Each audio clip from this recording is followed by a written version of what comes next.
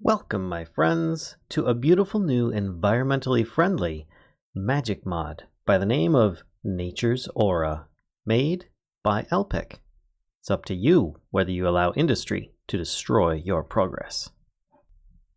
So, there's a lot to do in this mod, even though it's in its early stages. This is a beta first look at Nature's Aura. A lot of this may stay the same. This may travel forward. This may actually change entirely. It's all dependent upon you and, of course, Ellpeck, the mod creator. But this is a magic mod that will allow you to do some technology items, as well as kind of punish or reward you for how environmentally friendly you are. For instance, environmentally friendly. This area over here is pretty much just like nice, right? It's actually average. Looks kind of pretty with some of these magic looking trees. And then you go into like the environmentally unfriendly area where I've got a bunch of industry going on.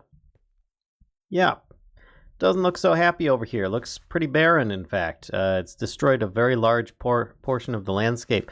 And this is just slow over time. Now, it all depends on how you use Nature's Aura. So let's get into this mod. What can it do for you?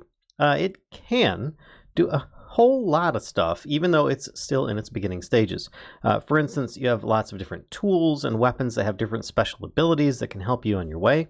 It has a lot of different ways of automation. In fact, I don't have anything set up here. It's mostly, it's a little bit here, and I've got some set up there and some at the top of that hill up there, which I will show you later on. It's got environmental destruction, as you saw, which may happen if you over-industrialize, or it can benefit you with a lot of different just growth options, more or less, making things more lush and pretty. And on top of that, it may alter a little bit on your combat experience, depending upon what you've got here. Botanist Blade. Yeah, and it will help you with some of your building, because it may have some extra little overpowered blocks. Yes, it looks like clay, but it's actually infused rock. So these things are just kind of the beginnings of what this mod can do for you. And so now let me go over what you might be interested in. First, the Book of Natural Aura. This is very cheap to make. Leather, some kind of sapling, and some paper. Makes you the Book of Natural Aura, which actually uses Vazkii's new Patchouli guidebook, and I recommend you guys check that out. It's a requirement for this mod to actually work. Patchouli is a mod made by Vazkii as well, in cooperation with Ellpeck, so that the two of them could take advantage of this situation. So, I have the book. I open it up, and you can see it's got a ton of different options. You'll have unlocks start opening up as you progress and start making different things. That's pretty much how it works. You can edit the configs, you can check your advancements, which is a good rule of thumb on the progression to make. Usually you'd want to go along here until you run into some kind of, wall of some sort, and then progress on as you potentially can. That's usually the best progression to go. So I'm going to kind of walk you through it a little bit, not necessarily in the achieve advancements order. Maybe it will be, I don't know. But you've got lots of different options. You've got your resize things here. It's wonderful. Patchouli is working beautifully.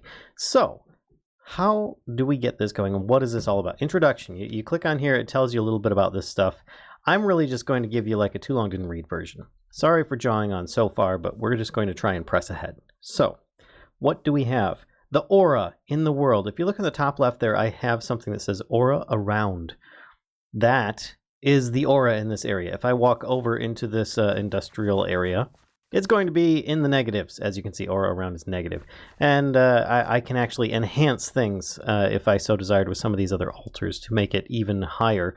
But that's basically it. There's sort of like a Thaumcrafty feel about the aura in the area. And you can make it more natural, or you can make it more industrial. So it's entirely up to you how you want to do it.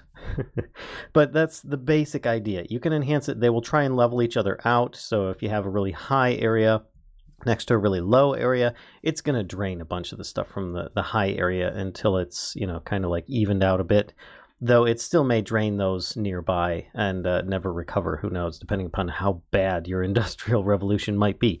So, getting past the introduction there of the aura, natural practices is probably going to be what's coming next.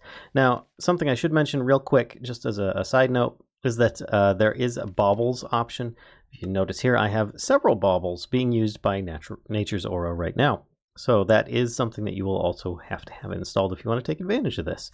Now, that being said, let's get into the natural practices. Brilliant trees. As you've been noticing, I've got the purple and I've got the gold over here. That's pretty much what we're talking about. We're starting with the gold ones, gold leaves. In order to make a gold leaf, you're going to have to take a little bit of some grass, some basically leaves, and some gold nuggets, and you make yourself some brilliant fibers. So if I have some brilliant fibers, and just like that, magic, it's in my inventory. So you take some of these over into a tree that is just regular, like right here, I've got oak leaves. Right click on there and you see it's changed a little bit and it's now Nature's Aura golden leaves. Over time, these will turn into, there we go, as you can see, I'm just adding more. They will turn into golden leaves, 100%. And then when you break one of these, when they are completed, which if they have made the entire conversion, you can see there's like a golden sparkle about the leaf now. If you break it, you then get one of these, which you're going to need a lot of. You're going to need a lot. Just right now, know that you're going to need a lot. So it's going to put to use, very good use for all of the gold that you might have. So that is something in mind. Now you can take these, put it in your crafting grid and make gold powder, which is definitely going to be needed for certain ceremonies and rituals. Speaking of which, we've got the Ritual of the Forest. This here, if you go through it, it kind of has like this little setup here, which is one of the features of Patchouli. If you take one of those gold leaves plus basically a wooden log of some sort, you'll make a wooden stand, which if you look, that's what these are here on the side. I'm not actually going to be crafting these. They're just a smaller version of a regular wooden log placed down. But if you want to see how this is set up, like you don't see block placements, you can't rotate this or anything.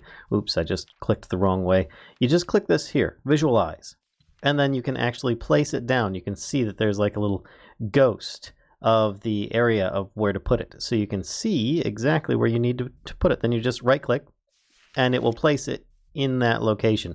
And when you look at these items, it says here gold powder. And it also, actually I've got my I've got my Wayla display up there, or the One Probe display up there kind of interfering. But if you look, I've got gold powder here. And it currently says it needs some there, but I don't actually have any there. So if I take some, put this here, I can put one here, and you can see at the top it says 23 out of 25. Put there's 24 out of 25. I'm just missing one item because I've already placed all of these wooden stands. So I can grab this last oak sapling, place it down, and it is complete. Yay! Therefore, I have made this ritual setup. Now, this isn't necessarily going to do anything. This is just how you start. So we're going to need to continue on to find out what we next need to do. But before we do, I think there's a step in here where you need to know what the balance is. The aura imbalance, per se. There's natural decay, which is when bad things happen, you'll start seeing like the leaves start going brown. They might start disappearing. The ground will start turning to coarse dirt and so on, which can be fixed by other means. But you may start seeing those issues. If you go with the vegetational increase, where you've got like an extra amount of aura, it's well above, perhaps even a plus instead of a minus on there, then you'll start noticing that your crops will start growing quickly and getting little like bone meal effects. Same thing with tree saplings and so on. It's very beneficial and really nice for the environment. So let's actually go into a little bit of a distraction briefly, and that is the collection of aura. Before we start like harnessing it and using it and everything, let's see how we can collect it. There's a couple basic ways. One is aura bottling. This is a very complex method, which involves taking a glass bottle and right-clicking in the air. There you go. And I now have a couple bottles of bottled sunlight, which, yep, you can't drink it or anything. That's it. Now, there are other versions that you can use depending upon the dimension that you're in. Yes, the Nether will yield a bottle of ghosts. The Void will give you a bottle of darkness. And then there's other dimensions as well that may give you some placeholder stuff at the moment. But know that a bottle of sunlight is what you might need for specific recipes. So let's continue on with that. Now, the natural altar is something that you might need to build. In order to make one of these, require you at this, a natural altar. In order to do that, yes, that's right, we will need to make a ritual on here, which requires bottled sunlight, some stone, gold, and so on. But before that, let's actually jump back a step. I want to know how to create aura before I start using it, because in my experience, when I started using it, I used it all up immediately, which was kind of... So then I quickly had to learn how to start creating it. So I'm going to give you guys a little just heads up that, yeah, ancient trees are a good thing to start with. And then you move on to these other ones here. So ancient trees is a very basic setup. Now you notice all these encircling an oak sapling in the middle. So that's basically what I've got already, minus perhaps a gold leaf, which actually I'm missing one. Let's go grab one. And you notice that I don't actually need... can I get one? Thank you. I don't actually need shears or anything like that, but it should work just fine. Now, this isn't actually doing anything yet. And you don't have to have these on specific pedestals. You just need to have them somewhere on the pedestals around it, which is really nice. It's kind of modular that way. But you have 6 items here. 1, 2, 3, 4, 5, 6 items there, plus the proper sapling in the center. Yes, the sapling in the center may change. So how do I get this to work? Next, you're going to want... Oh, take those off. You're going to want some bone meal. And start growing it, or it can grow by itself, entirely up to you. And then you'll start seeing the this special sequence of events that is currently happening, where basically the tree gets harvested, oops, and turn into an item. Sorry, I've got this grabbed in here. Just don't worry about that. I'll demonstrate that to you shortly. But I now have an ancient sapling. So you probably notice that some of these saplings are a bit crap over here. Yeah, in fact, some of these trees are being just like destroyed as it's still going. Let's actually dig this up. I have an ore excavator in here. This is nothing to do with this mod currently, just so that you're aware. That's why I'm able to chop a whole bunch of them at once. But let's drop down an ancient sapling and start bone mealing this. And there we go. And it now has a whole bunch of ancient leaves, which you can see I now have a little bar and meter on there. That's because I'm wearing a bauble, the environmental eye, that allows me to see that information. And what this will do is it will start feeding the aura, if it's low, around it, up to about a default value. Now you notice right now I'm at about halfway on the top here in the corner. If I walk over into the industrial zone, it is in the drastic negatives, which means this tree is pretty much just going to get destroyed, as you previously saw. The leaves will start decaying, disappearing, but eventually it will start, trying to offset some of the aura lost. So I recommend you start off with a bunch of these just as like a good buffer safe zone. When you start noticing that their leaves are disappearing, it's a very easy and recognizable visual reminder that industry is bad and you need to do something about it quickly. So it's just kind of a time buyer at this point. But yes, you can also turn them into ancient planks and wood rods and so on. They make very lovely building material. I mean, look at this color. It's fantastic. So yes, you can make some curtains out of those. It'd be great. No, so we continue on and go back. There's other ways of doing this. An herbivorous absorber, a ritual of the brewer, but we can't do those yet. Reason being, we need to make an altar first, because it's going to allow us to make more ingredients and other items. So you can see here, you can click visualize, and as before, you can place down all sorts of things in the air. If you want to undo that, because it's now stuck in the air where I click it, you just click that eyeball again, it goes away. It's pretty cool. And I have it set up here so that I can actually use it. Now, it can be automated. It has an empty space underneath. In the middle here, there's nothing. So therefore, you can actually have like a hopper come down or pipe network or whatever coming into this. Now, if you just immediately start, all right, let's just start piping things in and making stuff right away, you're going to be in trouble, because it uses a bunch of aura to make things. So you need to have a way of replenishing the aura, not just instantly do this. Remember, you are fighting against the environmental safety. You want to keep it good and happy. You don't want it to just like wreck your entire base area.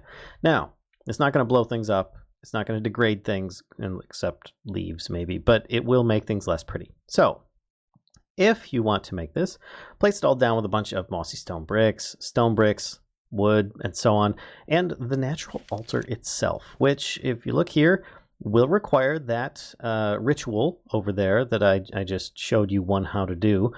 And one of these will pop out. You'll need a gold leaf, some bottled sunlight. Nothing really difficult to come by.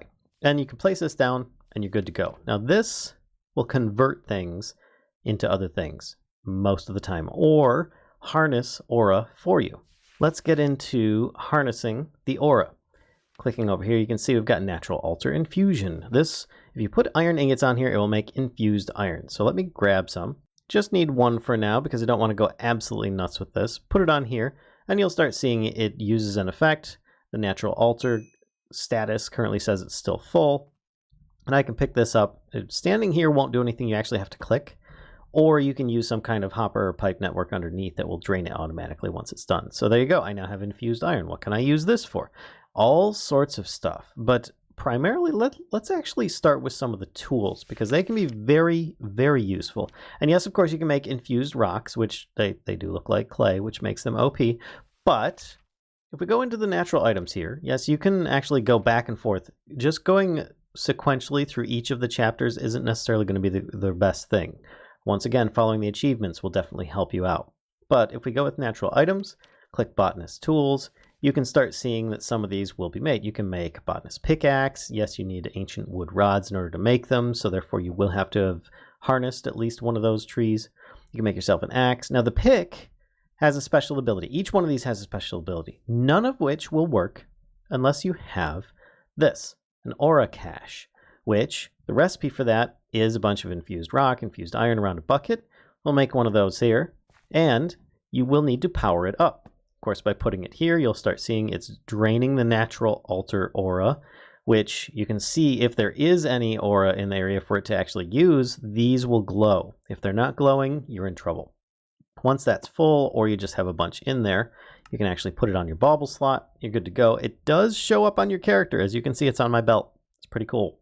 Now, let's get back to it. The tools. In order to use these, there are many ways you can use them. One, this works as a pick, a regular iron pick, and you can use it on things like cobblestone and stone bricks when you right-click to turn it into the mossy variant. It doesn't transfer back, though, so you're kind of stuck with those. But that is an easy way of getting more of these bricks if you need them. So, yeah, it's really convenient. Otherwise, you can just use it to mine things normally. It's not too bad. And if we move on, we've got the Botanist Hand Axe. Now, you notice that we've got some of these leaves. I don't have the quark option to harvest leaves on quickly.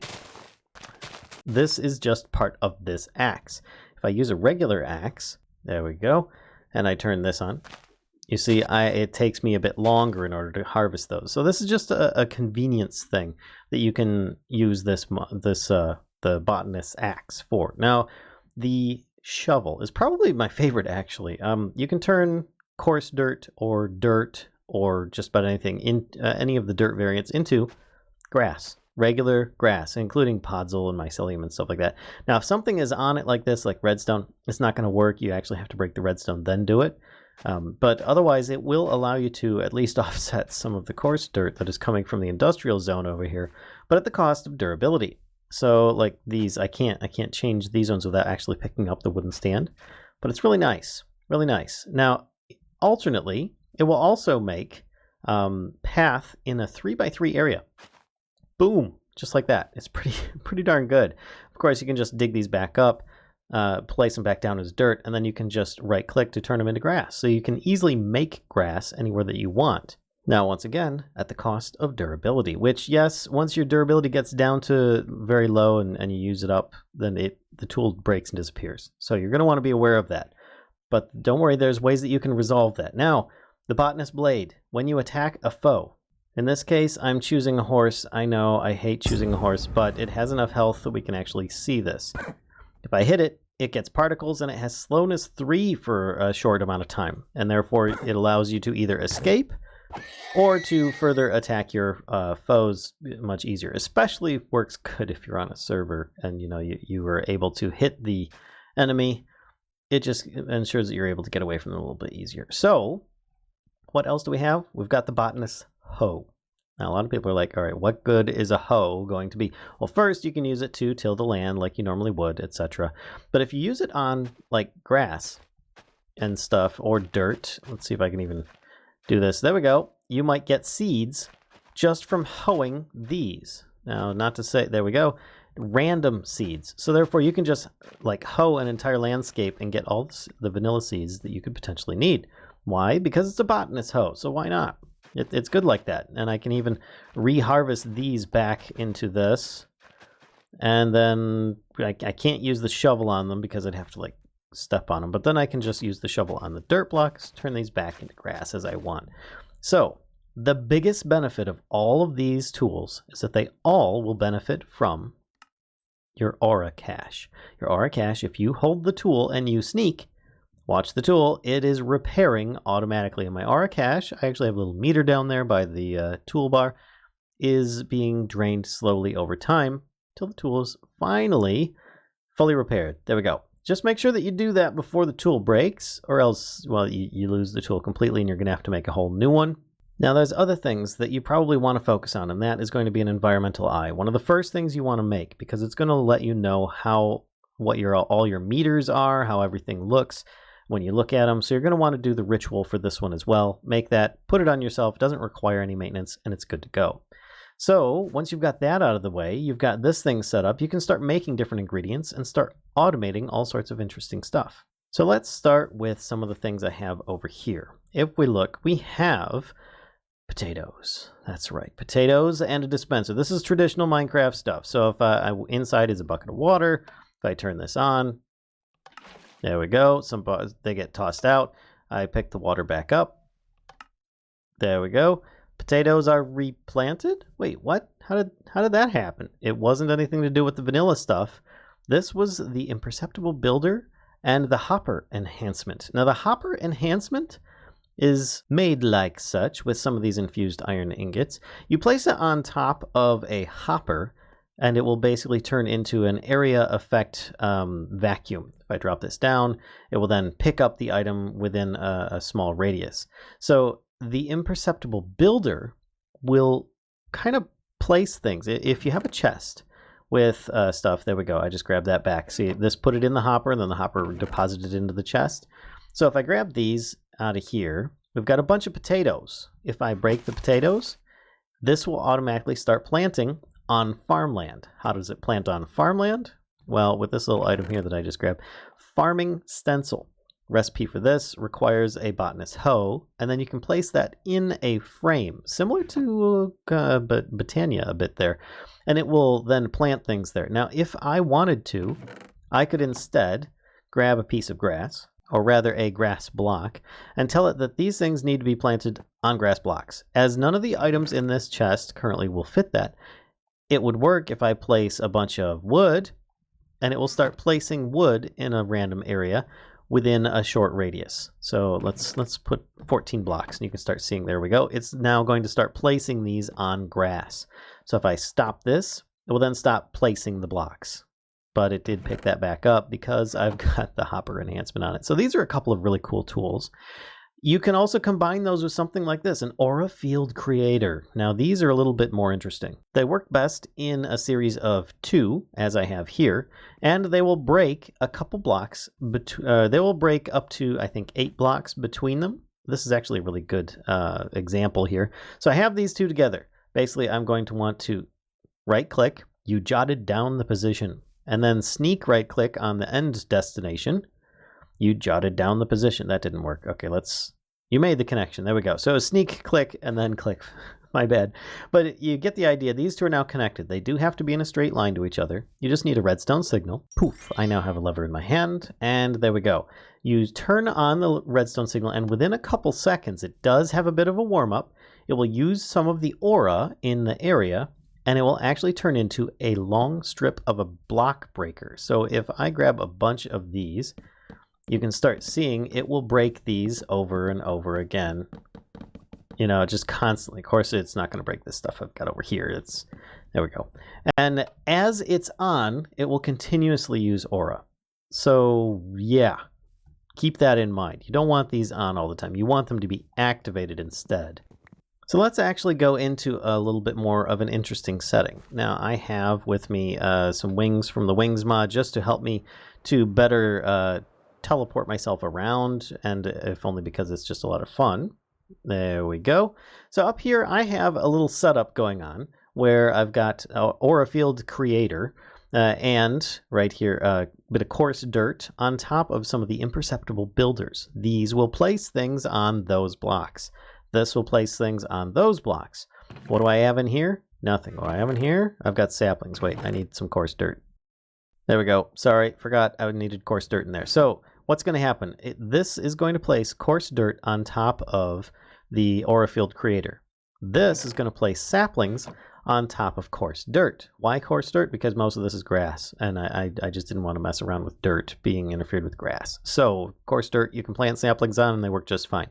Hopper enhancement will pick up items in an area, put them in this chest here, like this. Apparently I killed a sheep at some point. Whoops.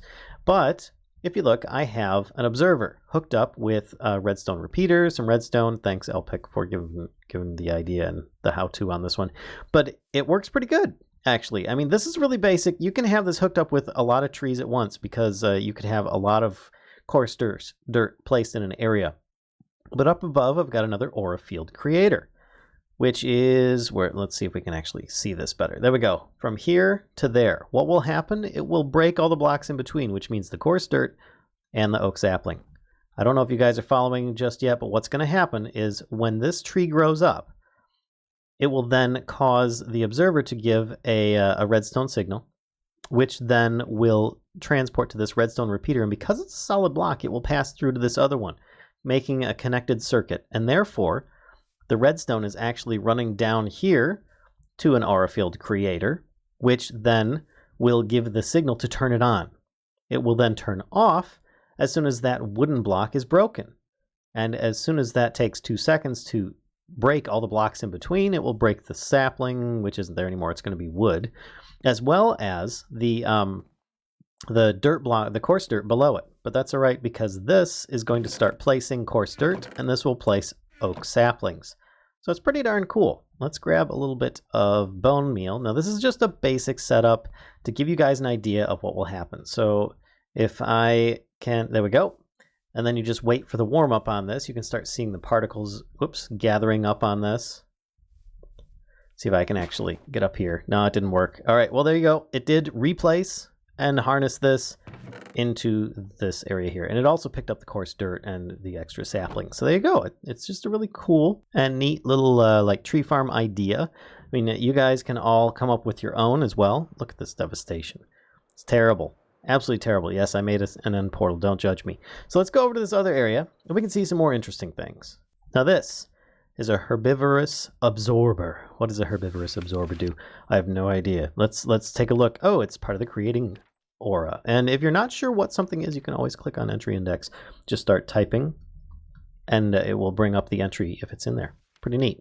But this will basically, upon being created, make aura for you. A much more reliable way than just having a bunch of purple trees, which will get their leaves eaten in time. This will never get you to a high aura level. This is just something as a default to help you in case. This is one of 2 options to really start enhancing the aura. Now what I have right here is, again, a bunch of these imperceptible builders will be placing things on the 3 different dirt type blocks. In this case, it's going to be flowers. 6 different kinds, in fact. Different tulips, alliums, daisies, and so on. Each one of these is going to be feeding an herbivorous absorber. I have just placed it here with these 3 on it. And these here, the imperceptible builders, will build up to 5 blocks away on any of the assigned dirt blocks. Now, it will be any block that you want to put in here, but I chose dirt blocks because that's what's going to accept the flowers. So, to give an example, let's grab a flower. There we go. I now have an oxeye daisy. So if I plant this down, this is instantly going to be eaten, boop, by this. And it will then start feeding the aura. If you notice, in the top here, the aura around is pretty low, actually. And we're going to need to enhance this. Now, you can automate this, but right now I've got it manual just so that I don't spend all day on this.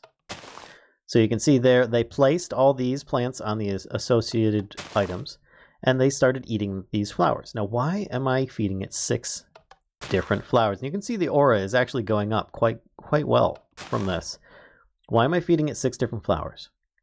The reason is because this thing will actually start not functioning if you feed it the same flower over and over again.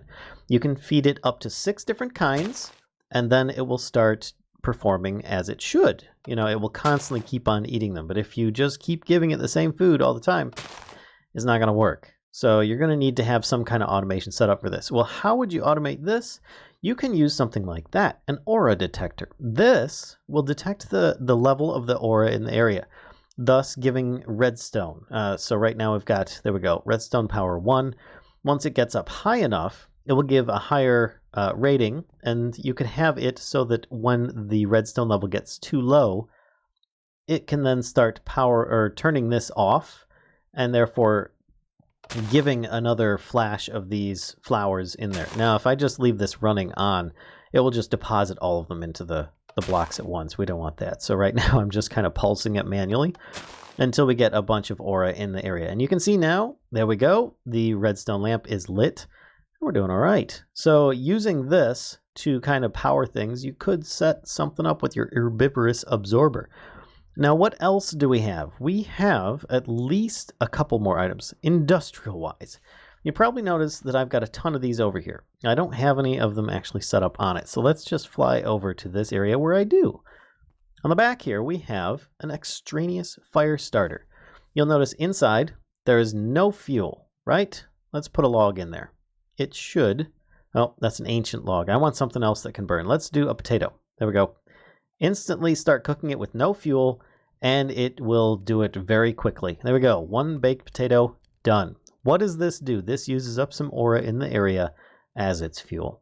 So therefore, if you have a large industrial setup over there burning through stuff constantly all the time with these extraneous fire starters, which, by the way, this is the recipe, and that is bottled ghosts, which is just clicking in the air in the nether, plus some of those infused rocks and so on. It will just start destroying your area if you keep using those, and it will even take it into the negatives and stuff. So it's something you want to use lightly, not in heavy amounts, though it can be nice to spare the fuel for something else. Now we're getting to the end here. Yes, I know I've been carrying on for quite a while. It's going to be a longer video than I anticipated, but look, we've got a transmutation catalyst. If you can make one of these, which is made like such in case you had any concern, and look, a jungle sapling is instead of the oak sapling for this ritual, or we'll make you a transmutation catalyst. This will allow you to transmute things, sort of like a EMC type idea. So let me get some flesh. Let's just toss some lovely zombie flesh here, and it will turn it into, surprise, leather. It's pretty good. It works for at least a couple items. I'm sure it's going to work for more in the future.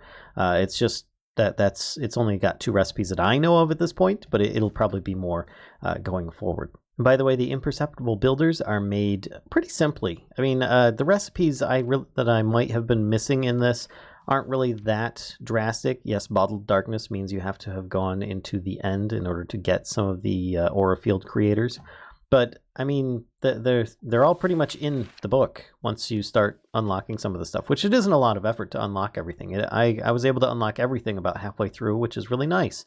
Gave me a lot of variety to go for. But let's check out some of the last items. Got the Amulet of Wrath, which is very cool. I just clicked away from that. There we go. It uses some OP material here, infused rock, plus a bunch of other items and some diamond boots. Now, and what does this do? If I jump in the air, and I've got these wings on, which are reducing my fall. There we go. It does damage in an area. It's great. Yes, it's pretty cool. So let me grab a mob here. Let's grab our friendly neighborhood sheep. And you can see it actually does a bit of damage in an area. If I work at it, yes, there's a little bit of a cooldown. And I have to hold sneak as I'm landing. Oh, he snuck up on that ledge, you sneaky sheep. You can actually kill them with this. It's just a little bit of a knockback, a little bit of damage in an area. And it is a bauble, Amulet of Wrath. It's pretty cool, pretty neat. I like it a lot. It's not too bad. And it's got a really neat effect. I like that. There we go. That ability on it. It's really cool. Smash in the ground. But that's just one of the little items there. Another one that is probably one of my favorites is very underused. Let me get some more wool. So right now I've got a bunch of white wool, right? Let's put a bunch out down here. No big deal. And I'll put one here. Put a little bit of magenta and a little bit of orange. Now this bucket of infinite color, if you sneak click on the item, sneak right click on the item, it will take that color and you can turn it into that. If you click in the air, sneak right click, it will then turn into a dumped bucket, which means an area effect. Boom, like that. Unclick, and you can then select a new color, do individual areas. Anything that can be dyed will basically work like this. So it's really darn cool. I like this a lot. You can redecorate entire areas if you so desire. Let's actually do that. Whoops. And there we go. Change it all back to white. Just lickety-split. It's not a problem. So there you go. The bucket of infinite color. Not too expensive, and it's just really neat. I mean, there's a lot that can be done in this mod. I hope you guys have been enjoying it. It's been a lot of interesting fun for me. I've been really looking forward to seeing this in some mod packs, as well as what Ellpeck has in mind going forward. Plenty more to come, my friends. So, if you enjoyed this video, please be sure to give a like, comment, subscribe, and as always, be sure to spread the mischief to as many people as you can possibly think of. And be sure to always give some love to those devs out there for doing the job of making these wonderful mods. Oh my gosh, there's that smashing attack again. And I'll see you guys next time.